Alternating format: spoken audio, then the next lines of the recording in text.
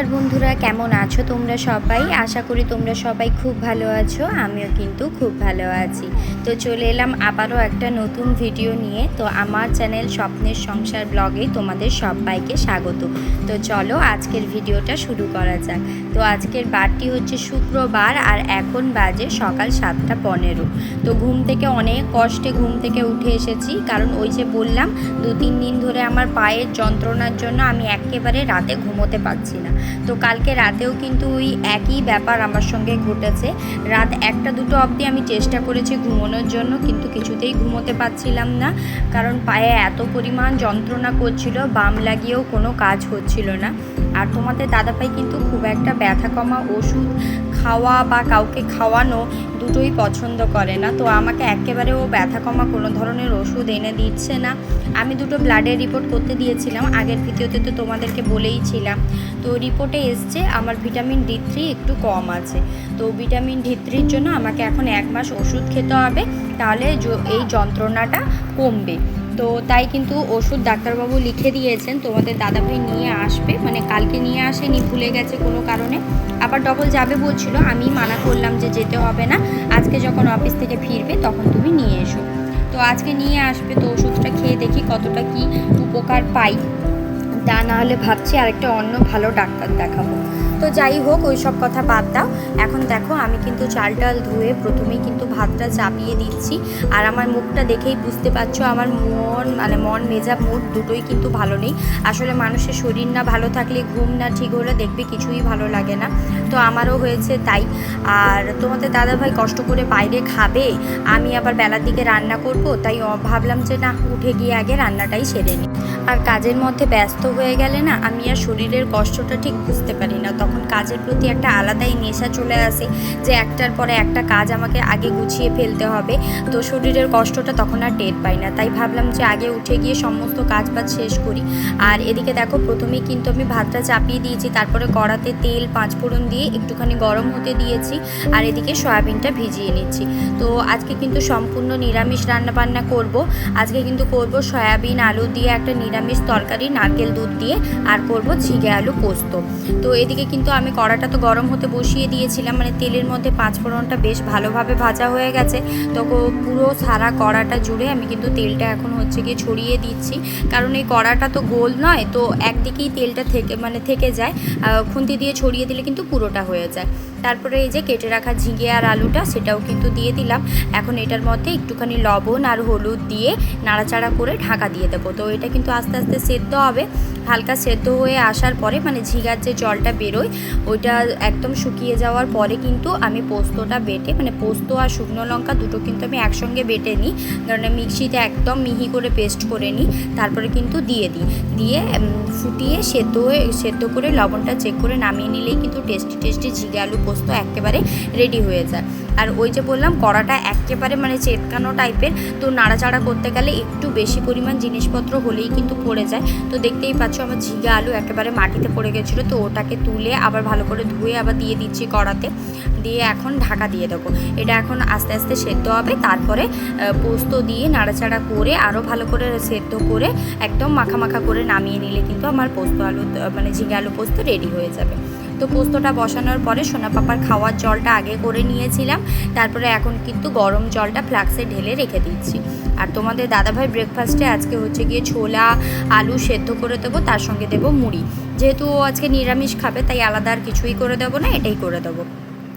আর এদিকে কিন্তু আমার ঝিঙে আলুটা একেবারে দেখো শুকনো হয়ে গেছে, ঝিঙার জলটা একেবারে মরে গেছে। এর মধ্যে কিন্তু আমি শুকনো লঙ্কা, পোস্ত, চারমগজ বেটে ঢেলে দিলাম। এবারে এর মধ্যে খানিকটা পরিমাণ জল দেবো, যাতে করে আলুটা যাতে ভালো মতন করে সেদ্ধ হয়ে যায়।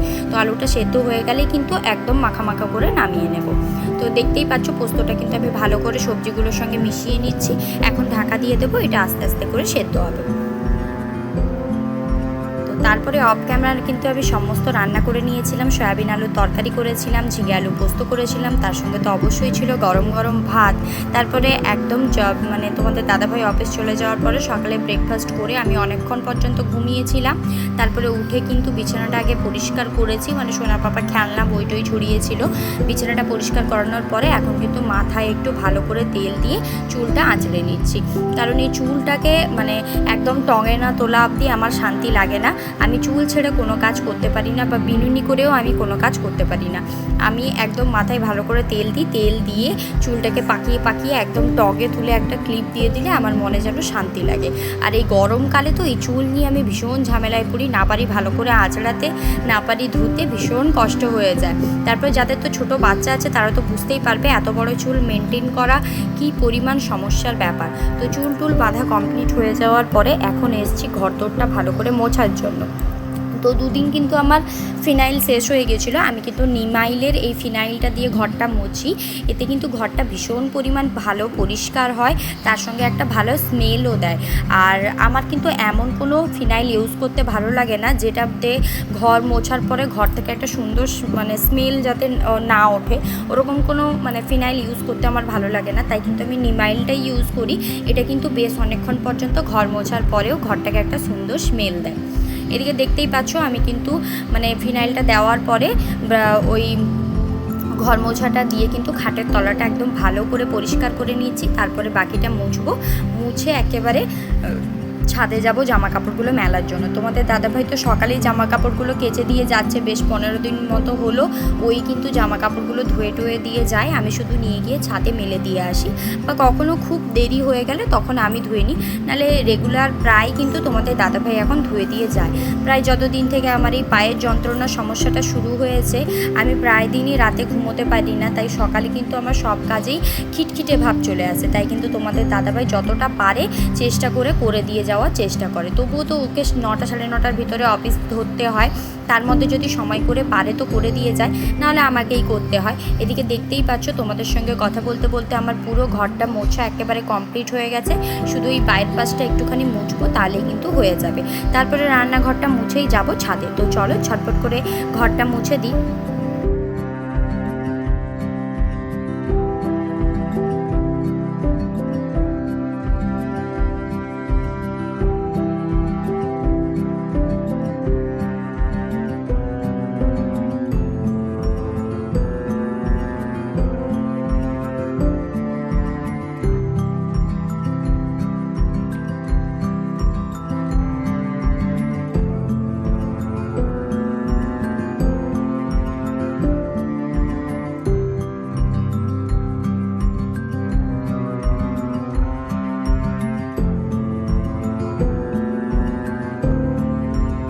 তো মোছা তো কমপ্লিট হয়ে গেছে, এখন এই সুন্দর সুন্দর পাপোশ দুটো ঘরের মধ্যে পাতিয়ে দিচ্ছি।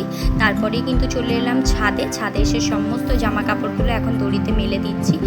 আর মেঘলা আকাশ একেবারেই নেই, আকাশে এখন বেশ ভালো মতন করে রোদ্দুর দিয়েছে, মনে হচ্ছে 1-2 ঘন্টার মধ্যে জামা কাপড়গুলো শুকিয়ে যাবে। আর এখন বাজে ওই 11:30 পৌনে 12টা নাগাদ।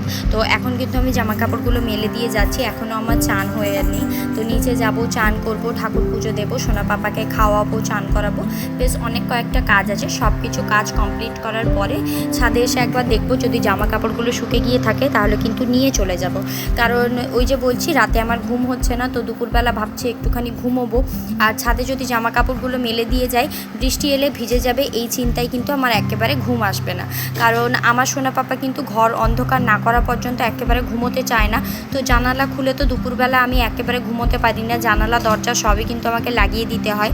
আর যেহেতু আমরা একতলায় থাকি, এখন গরমকালে 2টো করে ফ্যান চলে, তার উপরে যদি জানালা দরজা লাগানো থাকে তাহলে তো একেবারে বোঝাই যায় না যে বৃষ্টি আসছে কি বাতাস দিচ্ছে কি বাইরে কি হচ্ছে, কিছুই শোনা যায় না। তো বৃষ্টি এলে কিন্তু জামা কাপড়গুলো ভিজে যাবে।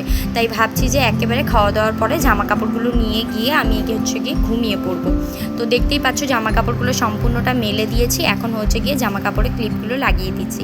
তো ক্লিপগুলো লাগিয়ে দিয়ে চলো নিচে যাই, তারপরে গিয়ে বাকি সমস্ত কাজবাজগুলো শেষ করে নেব।